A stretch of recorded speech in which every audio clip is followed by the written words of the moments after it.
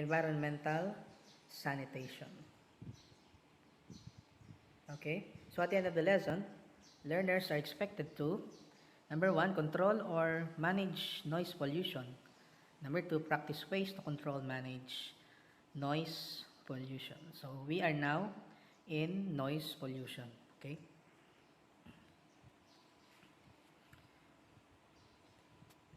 All right. So noise pollution is an invisible danger. It cannot be seen, but it is present nonetheless. So it is very true. It is invisible because noise pollution is a pollution which is coming from a noise or ingay in Tagalog.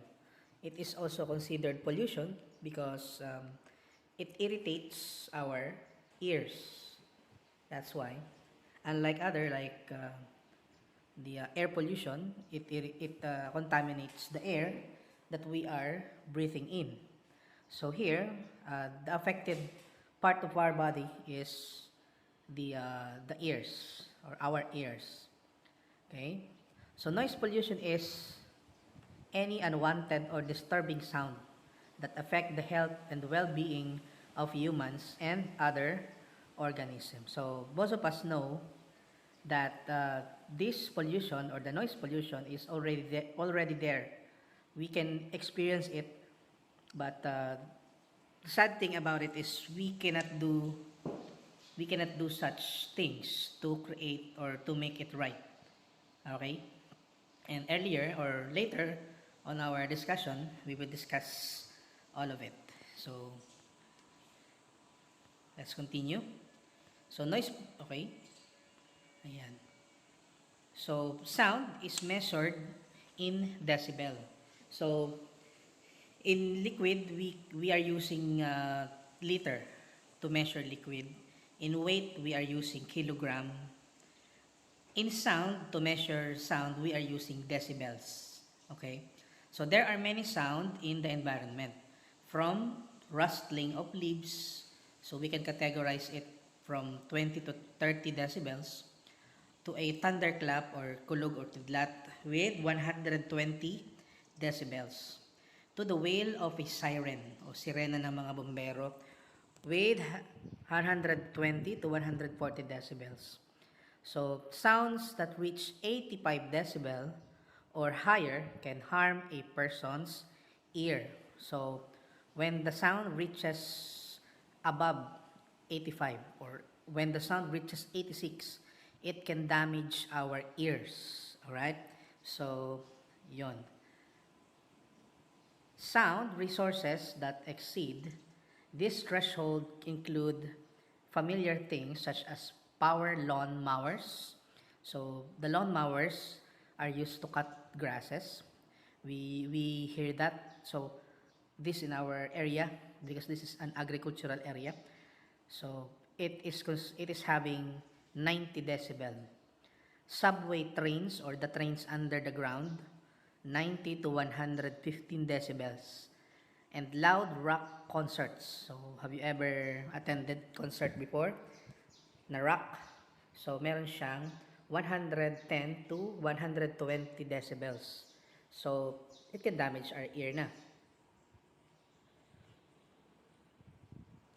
So, next, noise pollution impacts millions of people daily. If you believe in me with this statement, it is very true. So we can experience that when we are walking around on a road and a motorbike is coming, heading towards you. So you can feel and you can hear the very loud noise, most especially from those motorcycles having no ang tawag doon, filter on their exhaust or tambutso. Diba? So, if an exhaust or tambutso will not have a filter, the sound that it will produce is very loud. Maybe it can reaches more than 100 decibels. Okay? So it is not very good for the ears. It's very annoying sound. So it will affect not only you your eardrum, but also the development of the baby inside the womb or outside the womb. So those baby that are sleeping, they might get awake because of the very loud noise that those type of vehicles will create. I don't know what are their intentions about that. Maybe they found, maybe those drivers found happiness while um, doing their motorbikes that way. But to us, you know, we cannot tolerate those kind of things. Most especially the older ones. They need they need enough rest because they are getting old. But because of this loud noise, their development or their siesta or their pahinga will be disturbed, you know. So moving on. So the most common health problem it causes is noise in induced hearing loss. So that is the most common health problem. So NIHL. So exposure to loud noise can also cause high blood pressure, heart disease, sorry, heart disease, sleep disturbances, and stress. So stress has many forms. Okay, so it can be lethal or deadly, or it can be as light as lighter. Okay, so if you are exposed to very loud noise, so you will experience the things I said before. So those health problems can affect all age groups, especially the children. So many children who live near noisy airports or streets have been found to suffer from stress and other problems, such as impairments in the memory, attention level, and reading skill. So it is very true. So like I said earlier, the sleeping babies will be affected if they will be exposed to this type of scenario in their life. If they will be having this environment, which is a very noisy environment, most of their development will be disturbed. So they will suffer from, like I said before, memory loss or attention level shorter, and reading skill because of this impairment. All right. So what you see here in our table is the table of decibel scale. Okay. So meaning these are the set of noise with corresponding equivalent in decibel. Okay, so let us begin with the very very very weak sound or mahinang tunog. Okay, so we have breathing. Okay, when we say breathing, kaya bang i-zoom? All right. So breathing is our paghinga. So can you hear your lungs or nose? So most of us, most especially um, when we are not focused, we cannot hear, or if we are doing something, we cannot hear our lungs and nose breathing. Okay, but it had a equivalent decibel. So under breathing, it is 10 decibel. Okay, remember that, ha? Breathing is 10 decibel. Now, the next picture, mini picture, is the rustling of leaves, or in Tagalog is pagkakalaskasan ng mga dahon. So, it is under 20 decibel. Then, when you whisper, may binulong ka sa iyong katabi, that is 30 decibels. So, it is very not noticeable pa. Then, the ugong of the refrigerator po yun, ha? So, the ugong of the ref is 40 decibel. So, kaya pa natin i-tolerate yun. Then, moderate rainfall or pagpatak ng ulan sa bubong. Hindi pagpatak ng bubong sa ulan, mali po yun. So it is under 50 decibel. Then, if you are having a very good conversation with a friend, if you are not loud enough, you are having a 60 decibel or moderate to quiet. Alright? So, may category pa. So, from breathing up to the refrigerator, it's faint. Faint sound. Meaning, we cannot hear that easily. When it is 50 decibel to 60 decibel, it is moderate to quiet. Okay? Next is the, what's that? Low ko ba yan? Loud pala. Sorry. So, if a thing is under 70 decibel, it is considered na as loud. Like the cars in the city traffic. So, if you can view some videos in the YouTube regarding traffic in EDSA, so that is the sound created by them. Okay, so car, city traffic, 70 decibel, yan ay loud na. Then, the trucks, when they are moving, di ba? If you can hear a very big truck, you can hear the engine. It is very loud. So, that's why it is under 80 decibel, very loud category, or very loud decibel scale. If you hear a, what is that? Dryer. Okay, so dryer or hair dryer, you can hear that if you already have that at home, it is under 90 decibel. It is extremely loud. So it is very loud. It is very noticeable and it is not good to the ears. And also a helicopter under 100 decibel. What's that? It's a trombone. So if you go to the fiesta, you can hear the trombone. So it is a very low sounded, but it is very or extremely loud musical instrument. That's 110. Then police siren. So when the police are having time following something, so they are turning on the siren. That's the sound. So it's 120 decibel, and it is considered na as threshold of paint. Diba? So, threshold of paint. Then, the jet engine. So, if you can see jet or if you have an idea of how jet creates sound is, so it is under 130 decibels. And lastly is the fireworks. Okay. So, 140 is still under the threshold of paint. So, moving on to our next slide.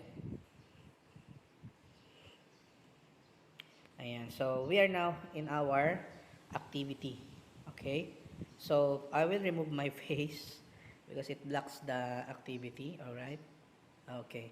So, what you're going to do with our task is to, you will do this in your notebook. Look and analyze the picture below.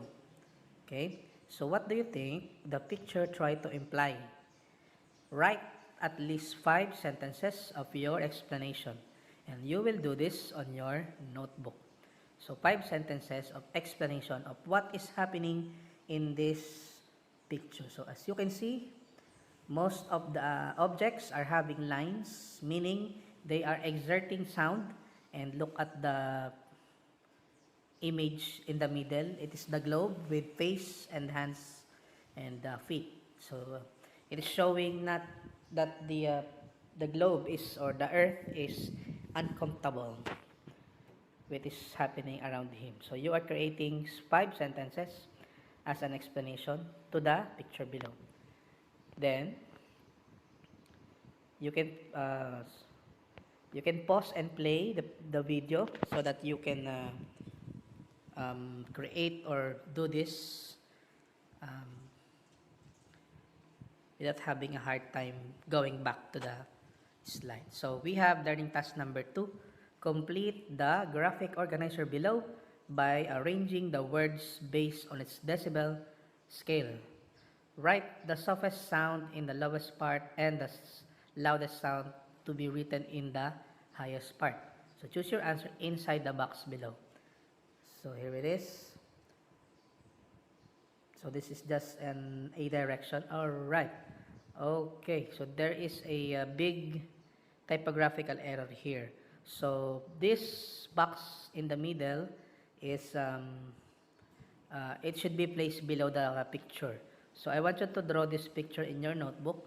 Then the answer will be in this box. So as you can see, these are the police siren, moderate rainfall, rustling of leaves, refrigerator, city traffic, fireworks, breathing, hair dryer, truck, and jet engine. So you're going to arrange these things from the lowest or the from the faint to threshold of faint of sound, based on our the table that I presented to you earlier. So you will do that also in your notebook. If you see that in our answer sheet, so you will answer that in our answer sheet. But if you did not see this, meaning you will do this in your notebook. So next is this activity. So learning task 3. So write at least 3 problems and concern on noise pollution and your ways on how to control and manage it. So do this on your notebook. So you are going to raise a problem and your concern, and on the right side or the my contribution column, you will create a solution to those problems. So 3 problems and 3 solution only. So next learning task is this. So I know this learning task number 4 is your performance. So be careful creating your performance. So you should do that positively, because if you just do that to comply, meaning it will reflect, so the grades will reflect on your card.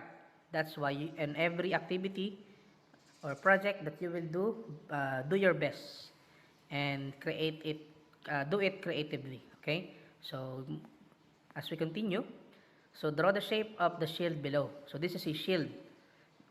Fill up your shield with drawings of images and words on how to control noise pollution. So do this on your notebook also. So on our answer sheet, I already say there that you're going to put that on a piece of paper.